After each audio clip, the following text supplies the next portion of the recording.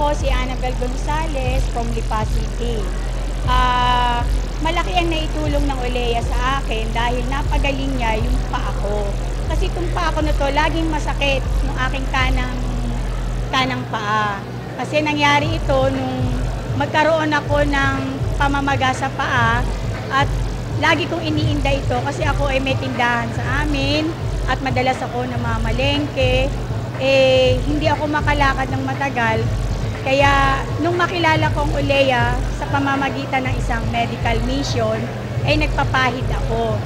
Gumaling naman ang paa ko, kaya nung makita ko talagang maganda ang produkto, ay sinabi ko sa kanila na gusto kong maging member ng Olea.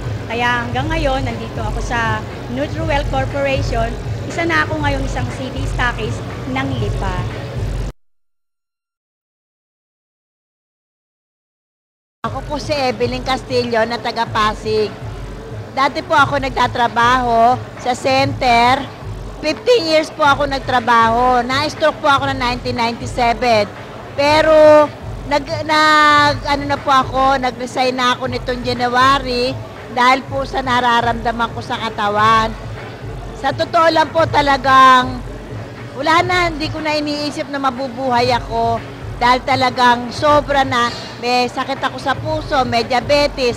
Tsaka po, nung nakilala ko po itong NutriWell, umatin po ako ng seminar, pero nabuhaya po ako ng loob nung narinig ko. At kinabukasan po, bumili na po talaga ako, nag-member na ako. Talagang tinake ko na po lahat yan, soft gel, liver. Talaga naramdaman ko po talaga, ang tiyan ko parang hinuhukay sa sakit. Pero awa ng Diyos po talaga ngayon po. Salamat po sa Diyos. Natutulog na po ako na maayos. Maganda po. Ang laki-laki po ng ginhawa ng katawan ko. At maganda na raw. Kahit sino po ang magsabi, maayos daw ako ngayon. Kaya simula nung napahiran ko ng Olea, ito'y nawala hanggang ngayon. Okay. At saka yung sa aking paa, mayroon akong maliit na bukol. Tuwing magsapatos ako, masakit po ito. Nagpahid ako ng Olea 2 beses hanggang sa ikatlo, doon nawala po yung sakit ng aking paa.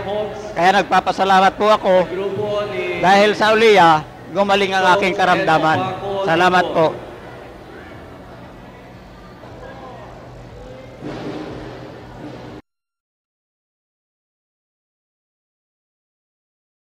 Ako po si Lindy Wong, nakatira po ako sa Cainta, Rizal. Mula po nang gumagamit po ako ng Olea, lalo na po sa pilay ko dahil nahulog po ako sa elevator. Yung elevator pong sinakyan ko, bumagsak po nung nasa Taiwan pa po ako. Ito pong kaliwang pa ako, palaga pong kumikirot. Ngayon marami na po akong nilalagay na gamot, hindi po nawawala ang kirot. Ngayon, mula po nang may po sa akin ng Olea, yun ang ginagamit ko. Nakapagtataka na ang bilis po nawawala ang kirot ng aking paa. At hindi lang po yun, pati sa asawa ko, palagi pong sumasakit ang kanyang likod sa spine niya. Olea lang po talaga ang nakapagpagaling.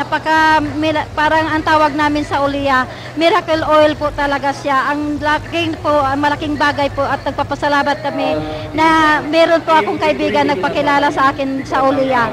Malaking bagay pong nagawa sa aming buhay. Pati po sa aming income po, nakakatulong po siya talaga. Pati mga anak ko po, lalo na pag nilalagnat, Olea lang po talagang nilalagay ko. Talagang milagroso po ang oil na to. Subukan niyo po ito mga kapatid. Talagang napakaganda at mabisa po ang Olea oil. Ako po si Mrs. Juliet Baldove. Nakatira po ako sa Barangay 180, Caloocan City. Na-diagnose po ako na mayroong toxic goiter. At 11 years ko na pala itong sakit.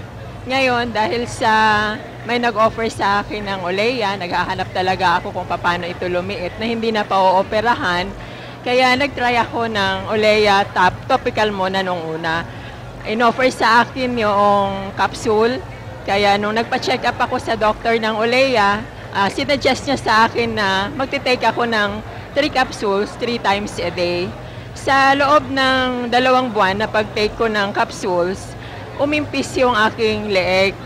Kaya lang medyo nahinto sa ngayon at sinisikap ko na sana maituloy-tuloy ko pa yung pag-inom upang lalo pang liliit yung aking goiter. Salamat po. Sana sa iba, makatulong din naman ito sa kanila. Gusto kong itry din nila ito nang sa ganon, malunasan ng konti yung kanilang mga nararamdaman. Thank you po muli.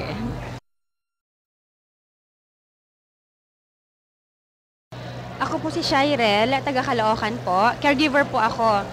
2 beses po ako nilalagnat sa isang araw sa loob po ng 2 linggo. Hindi ko po alam kung ano yung gagawin ko. Umiinom po ako ng gamot pero wala rin po. Ngayon po, binigyan po ako ng Olea oil. Sabi niya ipahid lang daw. So ipinahid ko po yon. Tapos po, nung after paggising ko po, after ko magpahid, paggising ko po, hindi na po ako, simula po nung hindi na po ako nilagnat. Yan po. Tapos po, yung aking pong frozen shoulder, hindi ko po yan maitaas yung aking kamay. Sobra po siyang masakit. Pinahiran ko po ng Olea, minasage ko lang po siya. Das paggising ko po ng umaga, 3 times a day ko po ginawa yun maghapon. Paggising ko po ng kinaumagahan, okay na po siya. Naitataas ko na po siya ng maayos. Ako po si Esther Pacapac. Nakatira po ako sa Pasig City. Napakalaki po ng tulong sa amin ng Olea kasi simula nun, yung anak ko hindi na po sakitin.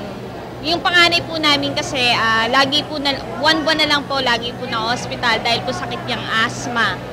May allergy rin po siya sa lahat ng mga pagkain.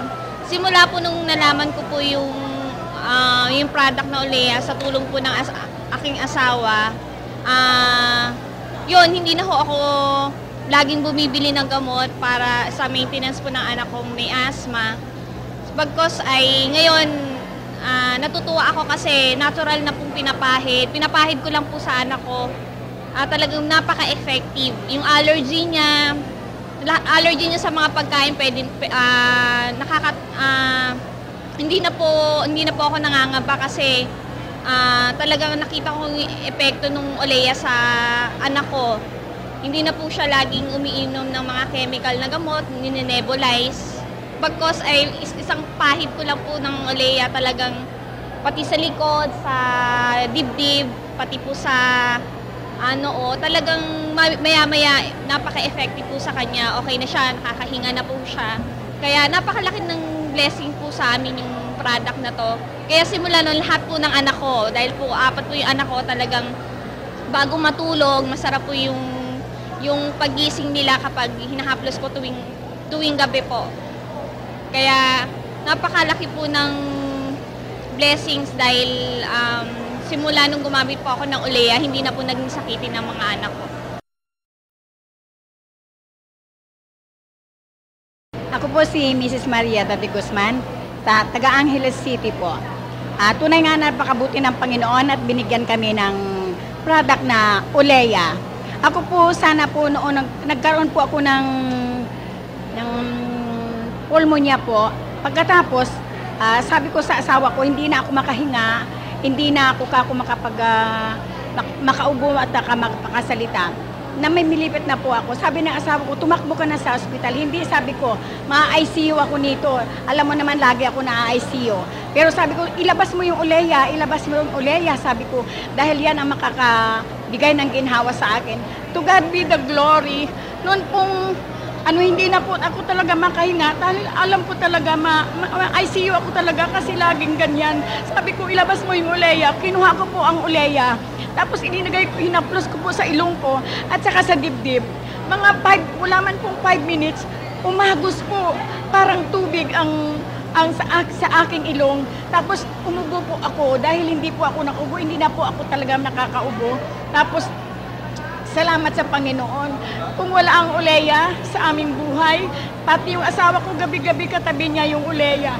Nung po nagkasakit pa rin ako, mamaya kunti may tumawag sa akin. Sabi niya, "Sister, bigyan mo ako ng Olea. Ang laki ng bukol sa likod ko." Tapos hindi ako makaalis. Sabi ko may sakit ako pero pinagaling na ako ng Olea. Tapos sabi niya, pinadala ko sa kanya yung, dalhin, papuntahin mo dito yung anak mo, sabi ko. Tapos nung dumating yung anak, kinuha yung ulaya, tumatakbo. Pagdating sa kanya ng ulaya, ilinagay niya doon. Kabukasan nagkita kami, yung bukol sa likod niya, nawala. Sabi ko, purihin ang Panginoon, salamat sa ulaya. Sabi ko, wala tayong dapat asahan, kundi ulaya lang. Thank you.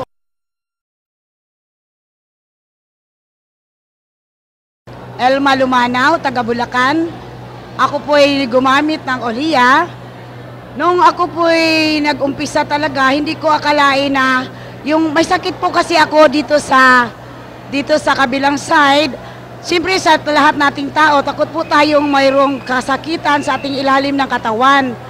Yung akin po nung hindi po ako nag-mens ilang buwan at mayroon pong pumatak-patak na sa loob na isang buwan. Nung umatin po ako ng seminar first, doon po ako nagkaroon ng kagalingan dahil po, una po si Lord, pero talaga pong doon po ako naniniwala sa Oliya, kaya po ako ay nasumubok na gumamit dito po sa aking kabilang side. Ito po ay pagkagamit ko, kinagabihan po, tuloy-tuloy na po ang aking menstruation at naalis na po yung pananakit ng aking tiyan. Pangalawa ko pong nakuha ng talagang naniniwala po ako dahil po sa aking asawa, siya po ay mayroong sakit sa baga. Nung nandoon po kami sa Laridel, Bulacan, sa may Chowking, sabi niya, sumakit po ang dibdib niya, nilagyan ko po siya ng lavender sa likod at hanaplos ko ng 2 bisis. Alam po ba ninyo, sa loob ng 7 buwan, hindi po siya nawala ng ubo. Nung nahaplasan ko po siya ng Oliya oil, doon po nawawala ang kanyang ubo at ngayon po magaling na siya. Kaya sa ating lahat, tayo po'y mag-Oliya na sa taga Bulacan na kasama ko. Lahat-lahat po kami, talagang bumibinta na po kami sa aming product dahil po sa totoong nangyayari sa aming buhay, dahil po sa lahat ng aming pamilya, gamit na po namin lahat ng mga sakit ng ulo, sakit sa dibdib, sakit sa kailaliman, lalo na po yung soft gel sa aking brother husband, talaga pong gumamit na siya. Kaya tayong lahat, dito na po tayo sa Oliya. Ako po si Aurea Sapiandante, taga Plaridel, Bulacan. Ang Oleya po ay naging maganda sa aking pakiramdam kasi sa paggamit ko pong iyon, nawala po yung kumakabugang dibdib ko at saka yung gumuguhit sa tagiliran ko. Unang-una po, yung aking kamay, yung kanang ko, hindi ko maigalaw yung aking hinlalaki. Ngayon po, sa paggamit ko po sa loob ng 1 linggo, nawala po yung mga sasakit sa akin. At saka po yung rayuma ko, nawala yung sakit. Kada po may sasakit sa akin, pinapahiran ko lang po ng Oleya, nakakakilos na ako ng maganda.